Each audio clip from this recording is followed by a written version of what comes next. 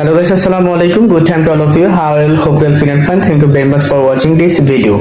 আমি আনোয়ার হোসেন, ওনার of as tax association limited. আজকে যে বিষয়টা নিয়ে আলোচনা করব সেই বিষয়টা হচ্ছে যে কোন ক্ষেত্রে আপিল করা যায়।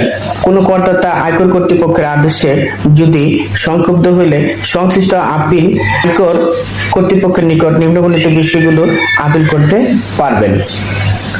যথা এক নম্বরে আছে যে আইন নির্ধারণ, পরিশোধযোগ্য কর দায় নিরূপণ, ক্ষতি সমন্বয় ও জেরটানা, দণ্ড বা সুদারোপ, চার্জ বা সারচার্জ, অন্য কোনো অর্থের হিসাব, প্রত্যর্পণ বা পরিমাণের নিরূপণ, করের ক্রেডিট এবং কর প্রত্যর্পণ সংক্রান্ত বিষয়।